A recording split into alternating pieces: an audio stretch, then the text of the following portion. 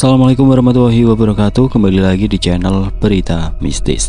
Untuk kisah kali ini ada sebuah cerita yang diambil dari Facebook dari tulisannya Sarah SZ. Sebuah kisah yang berjudul Asrama. Sebelum kita lanjut ke ceritanya, tekan dulu tombol like video ini dan jangan lupa tekan juga tombol subscribe channel ini. Nyalakan juga lonceng notifikasinya agar tidak ketinggalan cerita-cerita lainnya. Dan buat teman-teman yang pengen membaca langsung ceritanya, nanti silahkan saja klik link yang ada di kolom deskripsi. Dan seperti apa untuk kisah kali ini, langsung saja kita masuk ke ceritanya.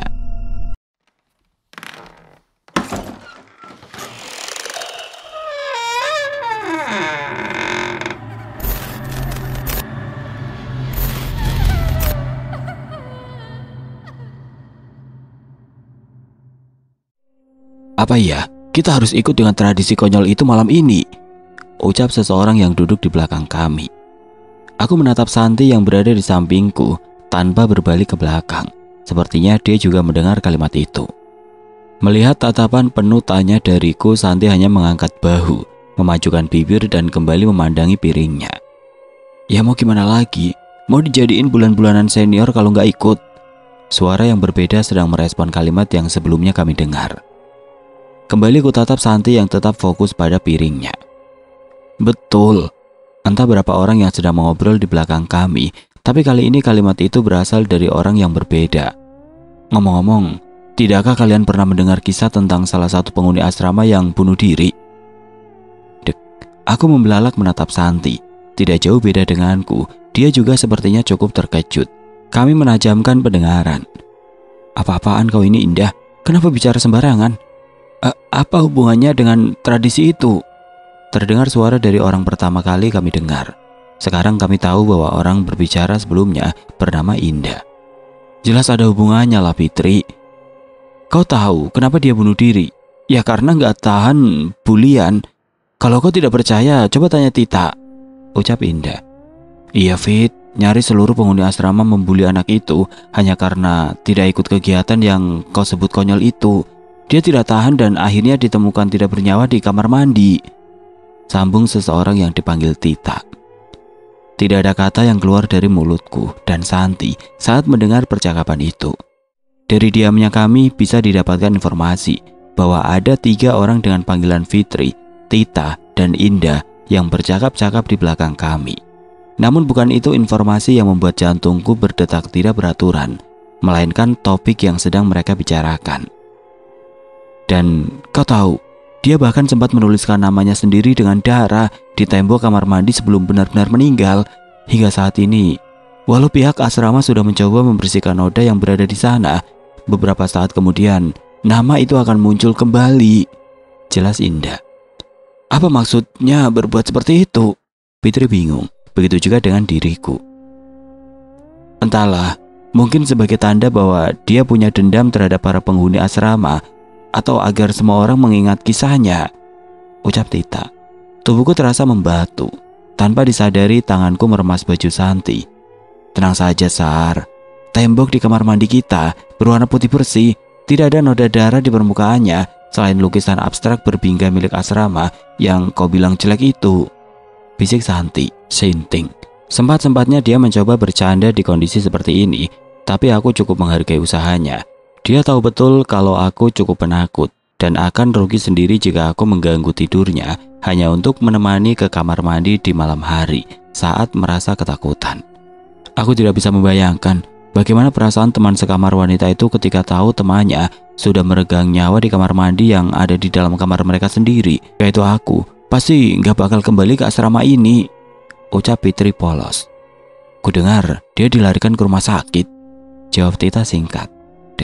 Ingin rasanya aku mengangkat peralatan makan dan membawanya ke tempat cucian segera mungkin. Tapi tidak bisa, makananku masih belum habis. Dan pastinya penjaga kantin asrama akan marah besar jika masih ada yang tertinggal di atas piringku. Maksudmu dia diganggu oleh arwah teman kamarnya hingga celaka? Tanya Fitri. Mungkin saja, yang aku dengar dia berteriak-teriak di koridor asrama, kemudian tergelincir di tangga dan berguling hingga lantai dasar asrama. Dengan keadaan tidak sadar, dia terbaring koma hingga saat ini, jelas Tita. Rasanya makin tidak nyaman berlama-lama di ruangan ini. Jangankan untuk mengosongkan piring, melihatnya saja sudah membuat aku mual. Mau ngomong, siapa nama yang katamu tertulis di tembok kamar mandi itu, ndak? Tanya Fitri. Namanya Prang. Jantungku terasa nyaris melompat dari tempatnya. Aku dan Santi segera membalikkan tubuh dan melihat ke belakang. Dari tempat kami berdiri, terlihat piring putih kantin asrama yang sudah tergeletak berkeping-keping di atas lantai. Di sana berdiri seseorang yang kami kenal. Duh, maaf ya, ucapnya berjongkok mencari sisa-sisa pecahan yang berserakan. Julia, teriakku. Serentak semua tatapan tertuju padaku karena sudah meneriaki Julia yang baru saja membuat kekacauan dengan menyenggol piring kelompok Fitri, Tita, dan Indah. Salah tingkah aku berbalik duduk menyambar sendok berpura-pura untuk melanjutkan makan. Untungnya semua tatapan teralihkan ketika ibu kantin berjalan mendekati kerumunan itu. Kau masih mau makan? Tanya Santi. Aku sudah cukup kenyang mendengarkan cerita mereka. Santi tertawa lalu berdiri memegang piringnya. Kosongkan piringmu, Sarah. Ini kesempatan kita untuk kabur, mumpung si ratu kepleset itu sedang membuat ulah. Ucap Santi sambil melirik tong sampah dekat tempat pencucian piring. Dengan sigap aku berjalan mengendap-endap dan menjatuhkan semua isi piringku ke dalam tong sampah. Untung saja gerakan kami cukup cepat hingga kekacauan yang dibuat oleh Julia beres. Misiku sudah selesai tanpa seorang pun yang melihat, kecuali Santi sang pemilik ide licik. Kami mengambil posisi masing-masing di atas kasur. Santi berada di seberang dan Julia di bagian atas ranjang susun kami. Ngomong-ngomong, bagaimana dengan kunjungan ayahmu tadi, Jul? Santi memulai pembicaraan. Oh ya, aku baru ingat mengapa Julia tidak ikut makan malam bersama kami. Tadi dia harus ke ruang tamu asrama karena mendapatkan kunjungan keluarga. Sepertinya dia akan kembali membawa beberapa barang. Jawab Julia datar. Aku akan sangat merindukannya. Santi menarik nafas panjang dan menatap ke arahku yang tidak pernah paham dengan topik pembicaraan mereka. Bukan tidak paham, lebih tepatnya tidak terlalu tertarik. Dan kau, kenapa kau diam saja? Kali ini Santi bertanya padaku. Dia mungkin mencoba mengalihkan pembicaraan akibat pertanyaan yang dilontarkan pada Julia sebelumnya, membuat situasi menjadi agak kikuk. Aku menyesal tidak menghabiskan makanan itu tadi, ucapku sambil memegang perut yang sedang keroncongan. Ya, dari tadi aku sibuk dengan perasaan lapar yang baru saja muncul saat kami sudah duduk manis di kamar ini. Kenapa juga baru sekarang? Aku membayangkan potongan ayam goreng yang terbuang di tempat sampah kantin. Lagian pakai acara nggak pengen ngabisin makanan segala. Mau diet ya, Bu? Santi menggoda. Kenapa tidak menghabiskan makananmu, Sar? Tanya Julia sambil mengayun-ayunkan kakinya di tepi ranjangnya yang berada di atasku. Rasa penasaran membuat dia melupakan percakapan sebelumnya. Usaha Santi berhasil. Dia kehilangan nafsu makan karena mendengar cerita hantu, sahut Santi. Hantu? Sekarang bukan kaki Julia lagi yang menggelantungan di atas ranjangku. Kini dia sudah menarik dan melongokkan kepalanya untuk melihatku berbaring di bawah kasurnya. Iya, gosip tentang penghuni asrama yang bunuh diri, ucap Santi datar. Siapa yang tidak mual saat mendengar cerita seram tentang asrama yang aku tempati berhantu? Jelas aku akan kehilangan nafsu makan lah, protesku. Julia tertawa. Dia turun dari ranjang atas dan memasang wajah menyebalkan segala mengejek. Bisa-bisanya kau percaya dengan gosip karangan itu, dan sekarang kau harus menahan rasa lapar hingga besok pagi. Julia berkacak pinggang. Mungkin gosip itu sengaja dibuat untuk sebagai persiapan jejak malam hari ini, sambung Santi. Kami saling bertatapan satu sama lain. Julia yang tadinya menatapku kini memutarkan tubuh untuk melihat Santi. Jejak malam? Tanya Julia. Iya, tradisi senior setelah 2 minggu penerimaan penghuni asrama baru, anak baru akan disuruh berjalan tengah malam mengitari wilayah sekitar asrama, jelas Santi. Aku kembali lemas. Rasa lapar yang tadinya melilit tiba-tiba menghilang begitu saja, seperti aku paham arah kegiatan yang akan dilaksanakan oleh para senior nanti. Berdasarkan pengalaman saat berorganisasi, kegiatan seperti ini sering disebut jurit malam untuk mengasah keberanian dan menantang nyali. Namun dari semua cerita jurit malam, hal yang paling tidak kusuka adalah ketika para pelaksananya membuat hantu-hantuan demi membuat peserta semakin ketakutan. Santi melirik ke arahku. Dia sepertinya bisa membaca kegelisahan yang terlihat jelas di sana. Tenang saja, ku dengar bahwa kita tidak akan berjalan sendiri, melainkan berkelompok bersama teman sekamar. Santi mencoba menenangkan. Baguslah kalau begitu, walaupun kalian teman sekamar yang paling cerewet dan sedikit menyebalkan, ada juga untungnya kita berjumlah 3 orang, ucap Julia. Apa maksudmu? Aku bingung. Jika dibandingkan dengan penghuni kamar lain yang hanya berjumlah 2 orang saja, paling tidak, jika salah satu dari kita diculik hantu, masih ada yang bisa menemani kita, ucap Julia kemudian tertawa. Ratu kepleset, tidak lucu tahu. Aku berdiri dan melemparinya dengan bantal. Santi hanya bisa menggeleng-gelengkan kepala dan tertawa kecil saat melihat kekonyolan kami berdua. Sudah, sebaiknya kita gunakan waktu untuk tidur sebentar sebelum dibangunkan oleh para senior, saran Santi. Aku terdiam dan melirik jam yang ada di dinding. Di sana menunjukkan pukul 8 malam. Betul kata Santi, ada baiknya kita beristirahat sebelum kegiatan jejak malam itu dimulai. Bukan karena dinginnya malam yang membuat tubuhku menggigil, tapi karena sosok bergaun putih yang baru saja mengejar kami setelah melewati pos 5 di dekat musola. Gila, seniat inikah para senior-senior itu? Aku mencoba mengatur nafas. Santi dan Julia menggeleng. Sepertinya tidak hanya diriku yang sedang shock saat ini, mereka berdua juga sudah pucat pasi. Sisa 2 porsi lagi, ayo kita selesaikan. Aku tidak tahan lagi jika diperlakukan seperti ini terus, ajak Santi.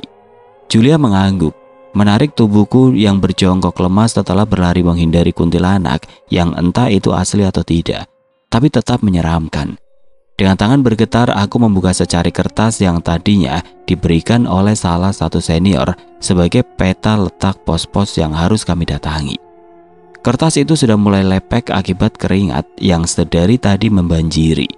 Bahkan tinta tanda tangan senior yang sudah kami dapatkan dari beberapa pos sebelumnya menjadi agak luntur. Bukan tinta, itu yang harus dipikirkan saat ini. Yang ingin kami lakukan adalah cepat-cepat menyelesaikan tradisi bodoh ini. Dengan sisa-sisa tenaga yang ada, aku mencoba berdiri dan mengarahkan senter ke permukaan kertas itu dan mempelajari arah menuju pos 6. Itu dia, di pohon di samping asrama. Tidak jauh dari sini, jaraknya hanya beberapa meter setelah kita melewati beberapa belokan di depan, ucap Julia. Kami bertatapan satu sama lain untuk saling memberikan semangat, kemudian berjalan perlahan menuju tempat yang dituju. Sesekali terdengar gesekan dedaunan bergerak. Aku tidak ingin memikirkan hal-hal aneh saat ini. Mungkin hanya ulah angin, walau sebenarnya tubuhku tidak merasakan ada hembusan angin yang mampu menggoyangkan dedaunan itu. Tapi biarlah aku mencoba untuk menenangkan diri dengan cara itu. Lalu, dari kejauhan terlihat sosok yang berlari cepat mendekati kami sambil tertawa mengerikan. Gaun putih yang digunakan berkibar-kibar menerpa angin malam, membuat tampilan yang cukup meresahkan dari kejauhan. Panik, aku menarik tangan Santi dan Julia dan kembali berlari menjauhi makhluk itu sekencang mungkin. Kami berlari, dan terus berlari hingga dadaku rasanya ingin meledak. Tunggu, aku tidak kuat, teriakku ketika merasa sosok itu sudah tidak lagi berada di belakang kami. Aku terbatuk-batuk mengatur nafas, rasanya ingin muntah saat ini juga. Tidak hanya aku, kedua sahabatku pun sepertinya sama. Mereka benar-benar dibuat kewalahan oleh tradisi jejak malam yang dibuat para senior itu. Bahkan untuk Julia yang paling pemberani di antara kami, jika kalian ingin melanjutkan saja. Dengan susah payah aku mencoba mengucapkan kalimat itu. Enggak kuat lagi untuk lari, sambungku menatap pintu gedung asrama yang jaraknya tidak jauh dari kami. Julia dan Santi saling bertatapan satu sama lain. Mereka sepertinya cukup paham dan kurang setuju dengan keputusan yang ingin kubuat. Bagaimana dengan para senior itu? Tanya Santi diikuti anggukan Julia. Mereka mungkin akan menghukummu jika tidak melanjutkan jejak malam. Sudah, aku tidak peduli, ucapku kemudian melangkah lemas ke arah pintu gedung asrama. Bersetan dengan tradisi turun-temurun jejak malam yang diadakan setiap tahun untuk penghuni asrama baru, dan bersetan dengan bulian para senior itu nantinya, yang terpikirkan saat ini hanya kembali ke tempat yang paling nyaman di asrama, yaitu kamarku sendiri. Ketika sudah sampai depan pintu asrama, aku terdiam sejenak dan memutar tubuh untuk melihat Santi dan Julia yang kutinggalkan beberapa meter di belakang. Namun terkejut saat melihat keduanya sudah berdiri tepat di hadapanku. Kalian tidak lanjut? Kami khawatir kau dimakan hantu jika sendiri, canda Julia sambil memainkan matanya. Sungguh wajah yang sangat menyebalkan, tapi cukup menghibur. Lagi pula kau sudah melempar peta dan senter saat dikejar Mbak Kunti tadi. Aku tidak mau nyasar di alam gaib tanpa peta, sambung Santi. Kami tertawa saling berpelukan. Aku sungguh beruntung memiliki teman sekamar begitu setia. Urusan dihukum atau tidak, rasanya tidak akan menjadi masalah bagiku selama masih bisa bersama mereka. Tidak lama setelah kami melepaskan pelukan, aku meraih gagang pintu gedung asrama dan mencoba membukanya. Krak. Bunyi derit pintu berbisik. Dalam kesunyian, gelap, semuanya begitu gelap. Tidak ada sedikit pun cahaya lampu yang menerangi ruangan ini, kecuali sedikit cahaya dari luar jendela. Gelap sekali, bahkan anak tangganya tidak terlihat jelas, ucapku dengan sedikit bergetar meraih tangan Santi dan Julia. Pelan-pelan saja. Julia mengambil langkah kecil pertama. Aku semakin gelisah dan tidak sabar untuk menaiki anak tangga pertama hingga krak. Dalam sepi terdengar lengkingan yang berada tepat di belakang kami. Dek. Jantungku kembali berdetak tidak beraturan. Dengan kasar ku remas tangan Julia dan Santi sambil mencoba memutar badan perlahan untuk melihat arah asal suara itu. Dari tempat kami berdiri, terlihat pintu asrama yang perlahan membuka sendiri. Aku menahan nafas dan segera membalikkan tubuh ke depan. Jika saja kegelapan tidak menghalangi penglihatan, pastinya kami sudah bisa lari dengan cepat. Sudah, jangan berbalik dan percepat langkah. Perasaanku tidak enak, geretak Santi. Ketika anak tangga pertama tersentuh oleh ujung sepatu kami, tanpa ragu-ragu kami segera mengangkat kaki untuk segera menaikinya. Krak. Teman. Tubuhku membeku seketika. Suara serak itu seperti tepat berada di belakang kami. Sontak aku berteriak dan mengambil langkah buta dalam kegelapan agar bisa secepatnya meninggalkan tempat ini. Hingga kemudian tanganku harus terlepas dari genggaman Julia dan Santi karena ada sesuatu yang menerkam pergelangan kakiku dan mencoba menariknya ke bawah. Tubuhku meluncur jatuh ke bawah dibarengi teriakan histeris Santi dan Julia memanggil namaku. Rasa sakit muncul di mana-mana akibat sudut-sudut tangga yang membentur kulit dengan kasar, membuatku bersusah payah untuk membalikan tubuh ketika sudah kembali berada di lantai dasar. Kegelapan dan kepala yang berkunang-kunang membuatku ingin muntah saat menatap langit-langit ruang tamu asrama dalam keadaan terlentang. Teman, suara menyeramkan itu kembali terdengar. Baru saja aku coba untuk bangkit dan duduk, tiba-tiba sesuatu yang dingin menyentuh kakiku. Bukan, dia tidak menyentuh, tapi menggenggamnya. Seketika tubuhku terasa kaku, tidak berani melakukan gerakan sedikit pun. Bahkan untuk bernapas sekalipun, rasanya tidak mampu. Aku menutup mata rapat-rapat. Genggamannya merambat naik perlahan ke atas, perlahan mulai dari lutut, paha, perut, dada, hingga terasa belayan rambut kasar yang menyentuh permukaan kulit wajahku. Buka! Suara seraknya terdengar tepat di hadapanku. Aku semakin menutup rapat mata, tidak ingin melihat makhluk yang sedang menindih tubuhku, hingga sensasi dingin itu kembali terasa di kulit wajah pada bagian bawah dan atas mata. Rasanya seperti seseorang dengan paksa menariknya berlawanan arah agar mata yang terpejam dengan erat ini bisa terbuka. Dan Sarah, seseorang memegang lenganku hingga aku berontak semakin kuat. Bangun! Ketika membuka mata, terlihat Santi dan Julia berdiri di sana. Kau kenapa? Julia heran kemudian melepas genggamannya, seperti habis dikejar hantu saja. Aku menelan ludah, duduk dan melirik jam yang berada di dinding. Kurang lebih sudah 4 jam aku tertidur dan memimpikan hal yang tidak menyenangkan. Mimpi. Aku bermimpi buruk tentang kegiatan jejak malam. Aku berdiri mengambil gelas berisikan air di atas meja dan meneguknya dengan segera untuk membantu menenangkan diri. Tiba-tiba, tok tok tok. Apa itu? Seseorang sedang mengetuk pintu kamar. Kami saling melempar tatapan satu sama lain. Siapa yang mengetuk pintu tengah malam seperti ini? Tanya Julia. Tidak ada satupun dari kami yang menjawab pertanyaan itu. Tok tok tok. Sial, saat ini hanya aku yang berdiri paling dekat dengan pintu kamar.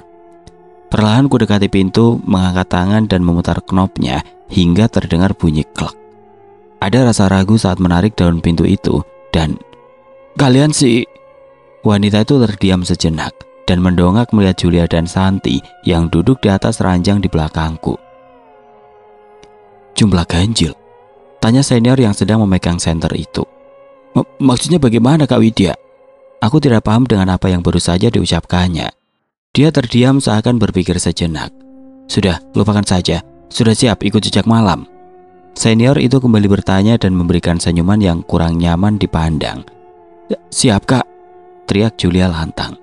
Aku mengangguk perlahan sebagai balasan pertanyaannya. Mau bagaimana lagi? Takut pun pastinya kami akan tetap harus ikut tradisi ini. Berani juga rupanya, ucap Widya seakan mengejek. Ambil senter ini dan persiapkan diri. 15 menit lagi keluar dari kamar dan kumpul di aula bersama yang lainnya. Ketika dia pergi, aku langsung berbalik ke arah Julia. Karena kau, mereka akan berpikir kita adalah kelompok yang paling berani. Jika seperti itu, sebentar lagi kita akan jadi sasaran empuk. Ya maaf, Julia cengar-cengir. Kami mengganti pakaian tidur. Santi sempat menyarankan untuk menggunakan jaket tebal, takut-takut terkena serangan udara dingin. Jika kegiatan itu dilaksanakan di luar asrama, 15 menit berlalu dengan begitu cepat sehingga terdengar bel berbunyi diikuti suara seseorang dari speaker yang tergantung di sudut kamar. Semua peserta jejak malam segera keluar dari kamar dan berkumpul di aula. Aku, Santi, dan Julia saling bertatapan satu sama lain. Kami mengangguk dan membuka pintu kamar. Lampu-lampu yang biasanya menyinari koridor sepertinya sengaja dimatikan untuk menambah kesan seram di awal. Mereka pasti sudah mempersiapkan ini sebelumnya agar menambah kesan horor untuk menakut-nakuti para penghuni asrama baru. Tubuhku sedikit bergetar saat kami harus menuruni tangga dalam keadaan yang sangat gelap. Ada sedikit rasa trauma melewatinya mengingat mimpiku beberapa saat yang lalu. Semoga semua itu memang hanya bunga tidur semata. Aku berharap tidak terjadi sesuatu yang aneh selama jejak malam berlangsung. Kami duduk bersila tanpa alas ketika berkumpul di aula. Para junior terlihat seperti tahanan yang sedang menunggu waktu eksekusi ketika para senior memberikan arahan sebelum jejak malam dimulai menggunakan pengeras suara. Diam, cemas dan berdoa. Paling tidak itu yang kudengar ketika seseorang yang berada di sampingku sedang membaca beberapa ayat dengan berbisik. Itu Fitri, teman sekelas kami yang ku ketahui namanya ketika mereka bergosip di kantin asrama. Aku memang tidak terlalu memperhatikan orang-orang yang berada di sekitar. Hingga 2 minggu berada di asrama ini, hanya beberapa nama saja yang bisa aku kenal selain Julia dan Santi. Bahkan untuk Tita, Fitri dan Indah, syukurlah. Ucapku menarik nafas lega ketika senior yang memegang mikrofon itu mengatakan bahwa kita akan berjalan bersama teman-teman sekamar. Betul kata Santi, kita tidak diminta untuk melakukan tradisi ini sendirian. Karena ucapan tadi, Fitri berbalik dan melihat ke arahku. Aku mencoba mengangguk ramah agar tidak terlihat salah tingkah kedapatan seperti orang yang sedang bersyukur. Sedangkan dia dari tadi merasa kurang nyaman dengan jejak malam ini. Sungguh terlihat tidak sopan. Berapa orang? Tanyaku pada Fitri mencoba berbahasa basi. 2. Kamu? 3 orang. Jawabku sambil tersenyum. Fitri membalas dengan senyuman hambar ketika melihat Julia dan Santi yang duduk di belakangku. Ih, sensi amat, bisik Julia ketika melihat tingkah kurang ramah dari Fitri. Aku menyikut Julia berharap dia tidak melanjutkan ocehan dan membuat Fitri, pemilik senyuman hambar itu, semakin sinis. Bisa aku pahami jika Fitri bertingkah seperti itu, mungkin dia sedang cemas saat ini. Bisa terlihat dengan jelas ketika dia merapalkan berbagai macam doa sebelumnya. Aku tidak akan berharap lebih darinya saat ini. Julia yang menyenggol piring temannya tadi, kupikir dia tidak akan bersikap ramah melihat kelompok kami. Para senior memanggil kami berdasarkan urutan kamar dengan waktu berjarak, mungkin agar tidak bertemu dengan peserta lainnya. Ketika kamar 13 dipanggil, aku, Santi, Julia berjalan menghampiri mereka dan diberikan secari kertas yang berisikan coretan-coretan. Sudah yakin? Tanya seorang senior sebelum kertas itu berpindah ke tanganku. Aku hanya melihat wajah Julia dan Santi yang berdiri di samping kiri dan kanan. Tidak apa-apa, dia pemberani kok, teriak seseorang yang berdiri tidak jauh. Itu adalah Widya, pemimpin senior yang tadi mengetuk pintu kamar. Entah mengapa hari ini dia terlihat cukup menyebalkan. Kemudian, dek, jantungku kembali berdetak tidak karuan. Bukan karena ucapan Widya yang seakan mengejek kami. Bukan itu yang menjadi masalah saat ini. Tapi aku tersentak setelah membuka kertas yang diberikan kepada kami. Kertas itu berisikan peta rute jejak malam, persis seperti dalam mimpi. Aku tidak mampu berkata-kata hingga Santi menarik lengan untuk mengiringku mengikuti langkah teman-teman lain yang duluan menuju luar asrama. Pos demi pos kami lewati tanpa ada kendala yang berarti. Kami hanya diminta untuk sekuat jam, berjalan jongkok, bahkan terkadang menyanyi dan menari dengan tingkah konyol. Walau tubuh ini terasa sangat lelah, tapi ini adalah versi jurit malam terbaik dibanding dengan yang selalu kucemaskan sebelumnya. Intinya tidak ada hal-hal aneh yang terjadi selain amplop-amplop merah yang diberikan pada kami saat setelah melewati tiap pos. Apanya yang menakutkan? Tidak ada hantu di sini. Julia kembali mengomentari kegiatan jejak malam ini. Santi tertawa mendengar ucapan konyol Julia. Jadi dari tadi kau berharap ada hantu yang muncul? Tanya Santi. Ya tidak juga, tapi kita hanya diperlakukan seperti orang bodoh untuk menghibur para senior itu. Jika ingin hiburan, mengapa tidak memutar video komedi di YouTube saja sekalian? Sambungnya kesal merasa dipermainkan. Mendengar perkataan Julia, Santi hanya memanyunkan bibirnya dan mengangkat bahu. Dia mengalihkan pandangan untuk menatapku. Dan kau kenapa diam saja dari tadi? Jangan bilang kau sedang kesambet ya? Tanya Santi. Enak aja, jawabku ketus. Aku hanya penasaran dengan amplop-amplop kecil yang diberikan setelah melewati tiap pos tadi. Aku mengeluarkan kumpulan amplop merah yang diberi nomor urut 1 hingga 5 dari saku jaket. Buka aja sekarang, ajak Julia. Santi menaikkan alisnya seakan memberi dukungan. Dasar nakal. Mungkin ini sebabnya mengapa aku merasa tidak pernah bosan di asrama. Walau tidak sering berinteraksi dengan yang lain, cukup dengan 2 teman kamar saja, semuanya terasa begitu seru. Aku menarik amplop yang bertuliskan angka 1 dengan perlahan. Baru saja akan menyobeknya, tiba-tiba, "Woi, ngapain berdiri di sana?" Sinar silau yang langsung masuk ke mata membuatku harus menggunakan tangan untuk menepis cahayanya.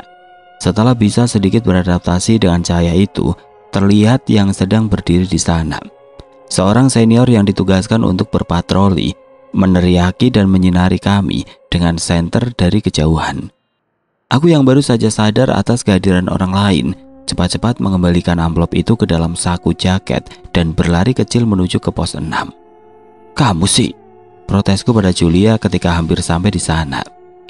Julia dan Santi hanya cekikikan melihatku salah tingkah karena hampir kedapatan melanggar peraturan jejak malam.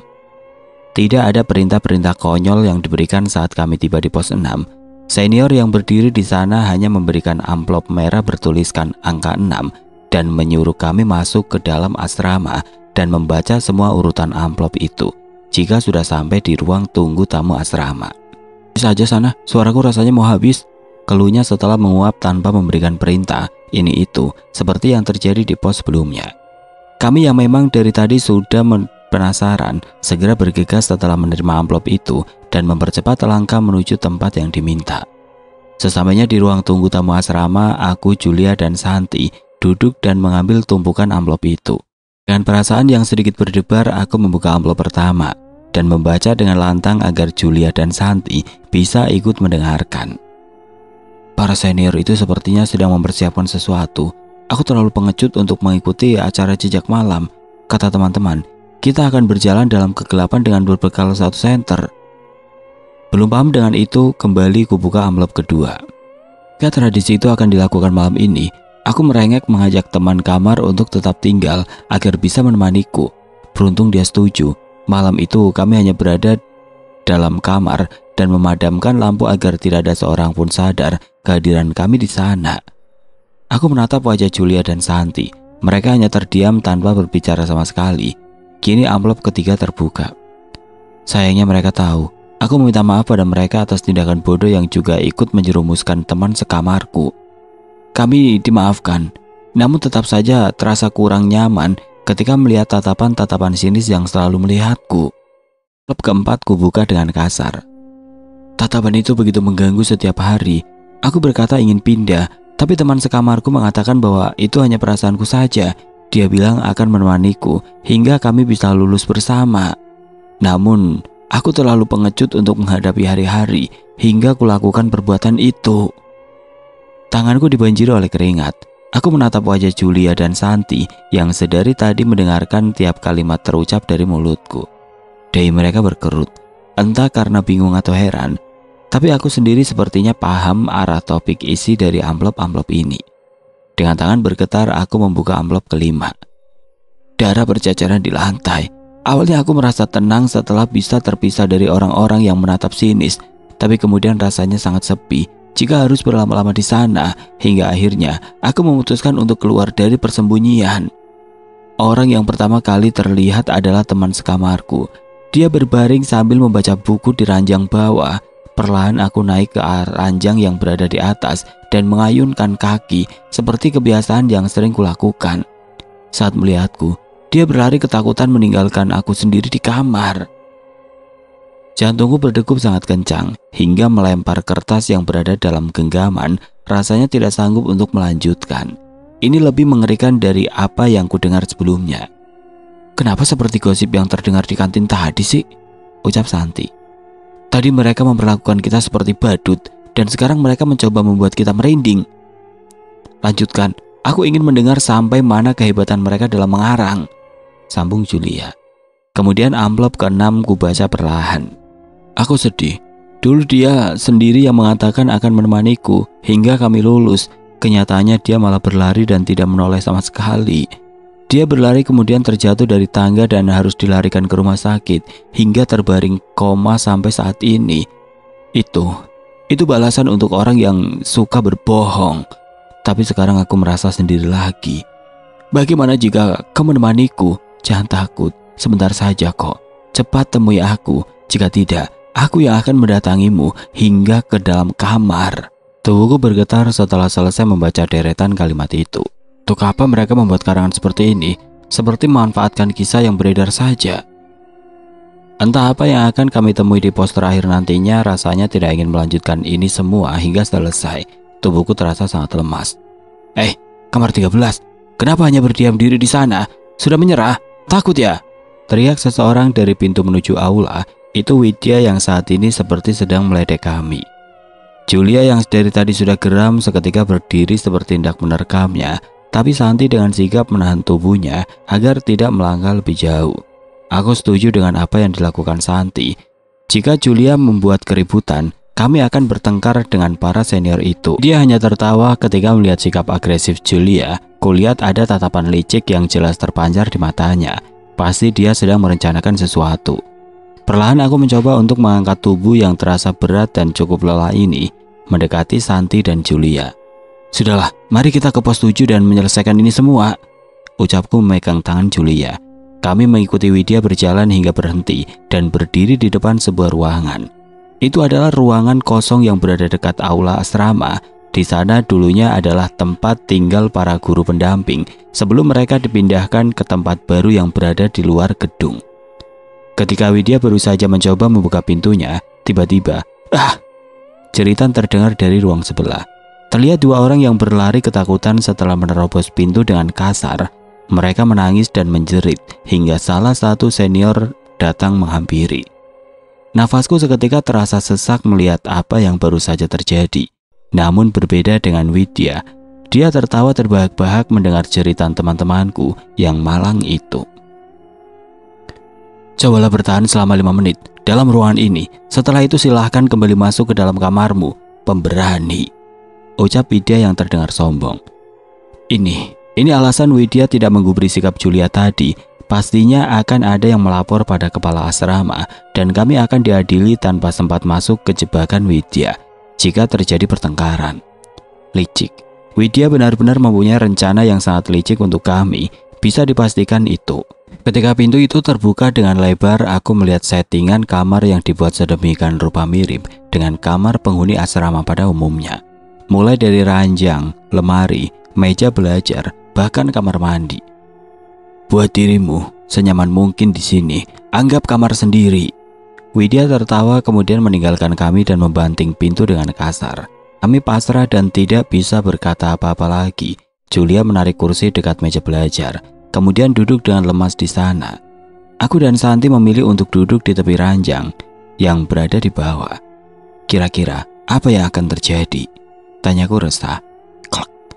Tiba-tiba lampu di dalam ruangan padam. Aku tidak bisa melihat apapun di sana. Santi yang berada di sebelah menggenggam tanganku erat. Lalu, krak.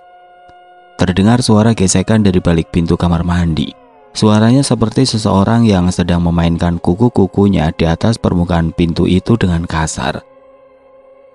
Krak, krak. Teman, tubuhku bergetar hebat. Ada seseorang yang sedang berbisik di dalam ruangan ini, tapi itu bukan aku, Santi ataupun Julia. Aku tidak mampu untuk melakukan gerakan apapun selain hanya gemetar sambil merepas tangan Santi. Lalu, dalam keheningan dan ketakutan terdengar suara deritan pintu dari arah kamar mandi. Kemudian lampu ruangan itu menyala. Pintu terbuka perlahan, semakin terbuka, semakin lebar, dan semakin lebar, hingga akhirnya aku mampu melihat permukaan temboknya yang berlumuran noda berwarna merah. Dan, Julia menjerit. Lampu ruangan yang tadinya padam kini menyala. Dari tempat kami, aku bisa melihat Julia duduk tegang, memandangi ranjang yang berada di atas kami.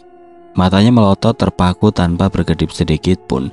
Darah berceceran di lantai, hingga harus meninggalkan tubuhku sendiri di sana. Suara itu berasal dari ranjang yang berada di atas.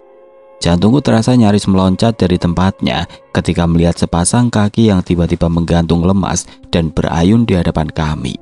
Awalnya aku merasa tenang setelah bisa terpisah dari orang-orang yang menatap sinis. Tapi kemudian rasanya sangat sepi berlama-lama di sana, hingga akhirnya aku memutuskan untuk keluar dari persembunyian. Bohong, Julia membentak. Julia menutup telinga dan menundukkan wajahnya ke bawah. Dia sepertinya sudah tidak tahan lagi. Ya, siapa yang tidak tahan dipermainkan seperti ini? Tubuh kami dibuat lelah dan mental kami diobrak-abrik malam ini oleh para senior itu. Ingin rasanya aku ke tempat Julia untuk memeluknya, tapi tidak bisa. Tubuhku justru hanya mematung dalam pelukan Santi. Aku terlalu takut untuk membuat gerakan sedikit pun. Dan brak. Betapa kagetnya diriku setelah mendengar pintu kamar mandi itu kemudian tertutup sendiri. Kaki yang tadinya berayun di atas ranjang kini perlahan bergeser sedikit demi sedikit di tepi ranjang mendekati tangga untuk turun ke bawah. Teriakku yang sudah tidak tahan dengan keadaan ini. Tidak bisa. Aku tidak bisa berdiam diri saja menunggu makhluk itu melakukan gerakan yang lebih banyak lagi. Aku berlari mencoba meraih knop pintu ruangan ini agar bisa segera mengeluarkan kami dari tempat ini. Tapi, puk, sakit. Tubuhku terasa nyeri ketika harus terbentur dingin dan kerasnya lantai. Aku terjatuh, Santi mendekat dan menyeret tubuhku. Kini kami berada dalam posisi terpojok di sudut ruangan dan bisa melihat dengan jelas sosok yang berada di atas ranjang. Teman, dia bergerak seakan ingin menuruni tangga sisi ranjang. 1 langkah, 2 langkah, 3 langkah, tubuhku bergetar sangat hebat. Santi menyentuh kedua pipiku agar pandangan teralihkan padanya. Lihat aku. Kita sama-sama tahu kalau itu hanya tipuan. Tenangkan dirimu. Ucap Santi mencoba menenangkanku yang sudah tidak karuan.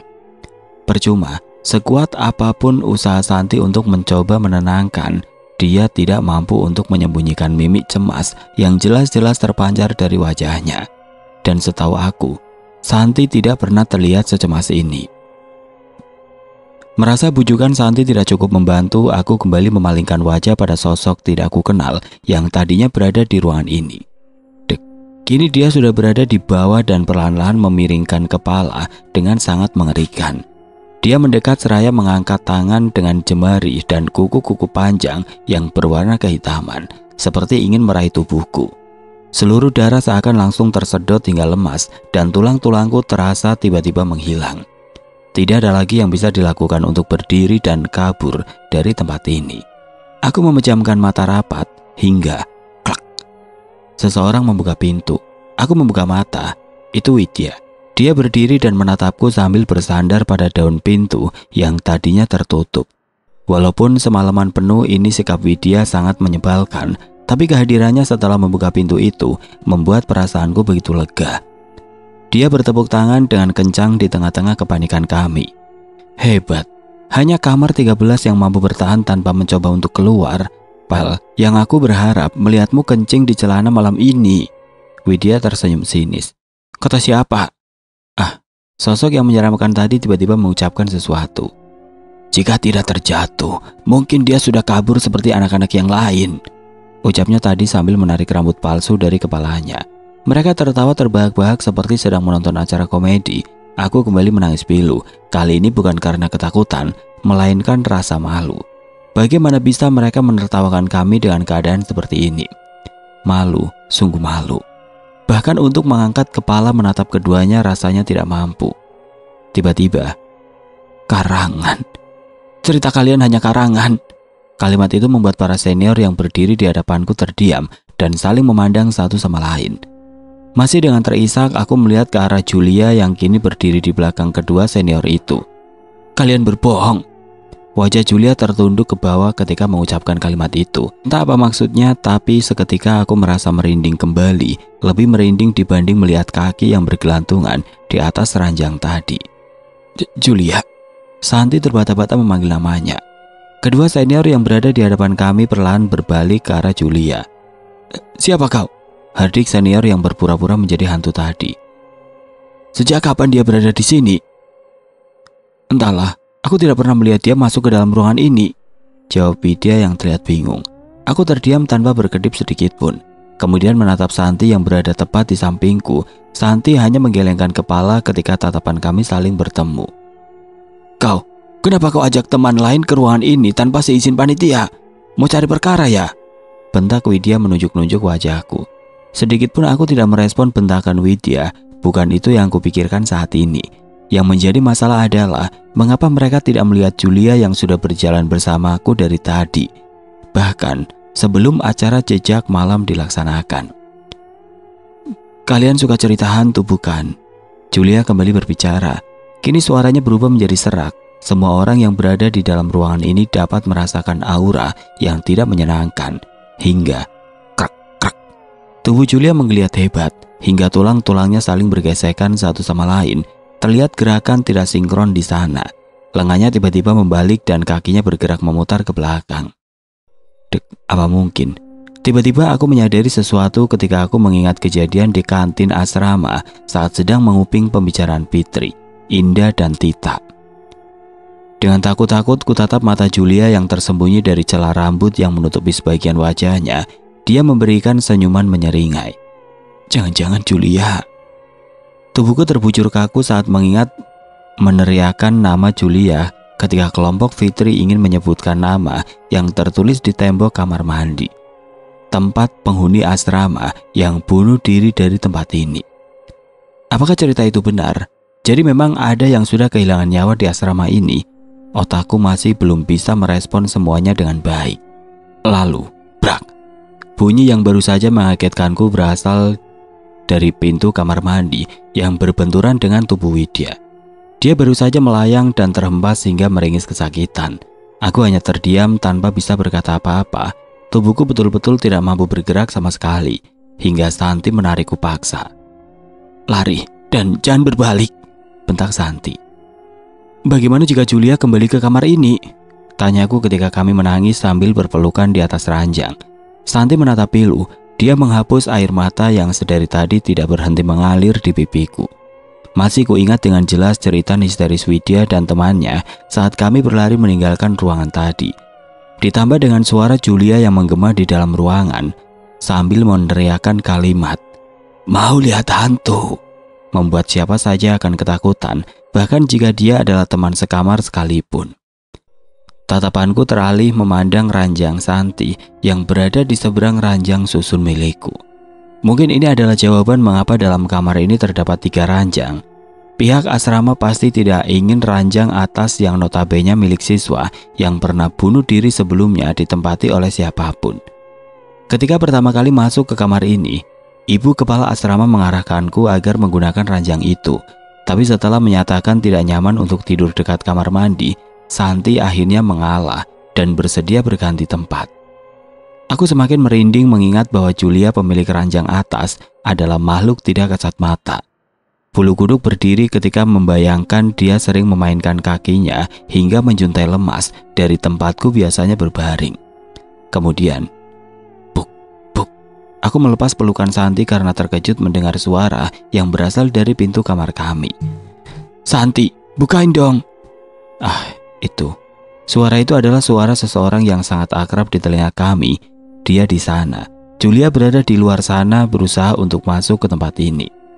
Nafasku sesak saat ini. Kami berada dalam posisi yang tidak memungkinkan untuk berlari.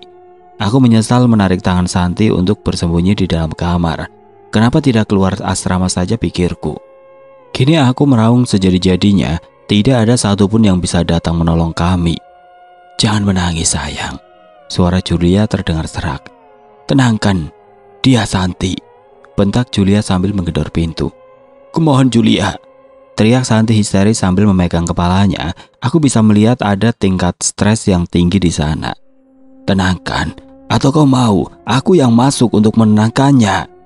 Julia semakin meninggikan suara. Perkataan Julia dari balik pintu justru membuatku semakin menjerit tidak tahu harus berbuat apa.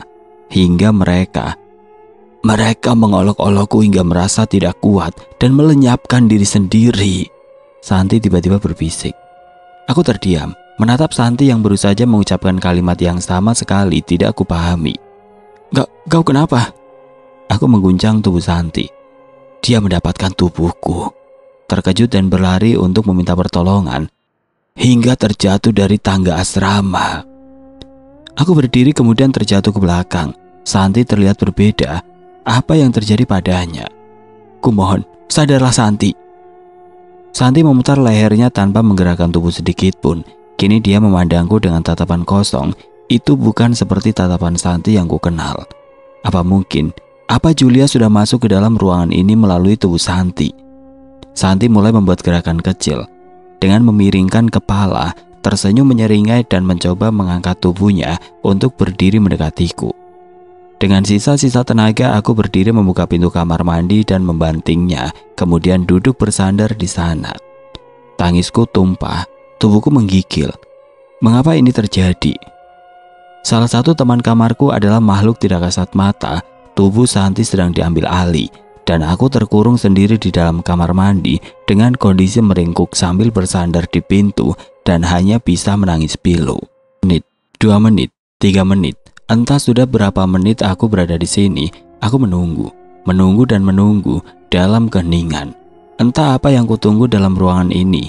Hening, tidak ada suara apapun yang kudengar dari dalam. Baik sesuara serak Santi ataupun gedoran pintu yang dibuat Julia. Santi, apa kau sudah baikan? Tanyaku takut-takut dari dalam kamar mandi, berharap dia sudah kembali normal dan merespon panggilanku. Tidak ada jawaban sama sekali. Semuanya terasa sangat sunyi. Hingga buk, terdengar suara benturan benda yang terjatuh tepat di samping. Aku membalikkan tubuh untuk memungutnya. Itu adalah lukisan abstrak yang selalu kukatakan jelek. Perlahan aku mengangkat kepala, mengarahkan pandangan ke arah tempat lukisan itu biasanya terpajang, dan aku menjerit. Tidak kusangka ibu kembali membuka kamar ini setelah kejadian 5 tahun yang lalu. Ucap pria yang memegang koper berwarna biru. Iya pak, pendaftar semakin banyak dan kami kekurangan kamar, ucap ibu kepala asrama. Terima kasih sudah menyimpan barang-barangnya dan mengizinkan melihat kamar ini lagi untuk terakhir kalinya. Pria itu tertunduk melihat kopernya. Tidak apa-apa pak, kami turut berduka atas kepergiannya, ucap ibu kepala asrama berusaha ramah. Maaf, baru mengabari sebulan setelah kepergiannya. Mungkin seharusnya kami melakukan itu dari dulu. Kasihan tubuhnya harus terus terikat dengan alat-alat yang berada di rumah sakit selama 5 tahun. Sudah saatnya kami ikhlas melepaskannya, jelas pria itu. Sebelum beranjak pergi, pria itu membuka tas koper biru dan mengambil boneka beruang putih, kemudian menaruhnya di pangkuanku. Anakku menyukai boneka ini. Mungkin akan lebih baik jika dihadiahkan kepadamu saja, ucapnya sambil berjongkok di depanku. Aku hanya membalasnya dengan senyum hambar. Ketika sudah benar-benar berdiri, aku kembali menatap 2 pasang kaki yang berayun dari atas ranjang. Bagaimana dengan ayahku? Dia tampan bukan? Terdengar suara seseorang yang kukenal dari atas. Aku tidak peduli dengan itu, kemudian mengalihkan pandangan kosong ke arah tempat lukisan abstrak jelek yang dulunya pernah terpajang. Di sana terdapat noda merah menghitam bertuliskan Santi.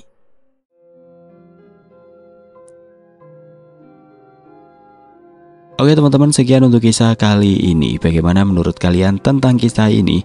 Tulis komentar kalian di kolom komentar. Dan buat teman-teman yang baru bergabung, jangan lupa untuk like, komen, share, serta subscribe channel ini. Dan nantikan kisah-kisah horor berikutnya tetap di channel Berita Mistis. Wassalamualaikum warahmatullahi wabarakatuh.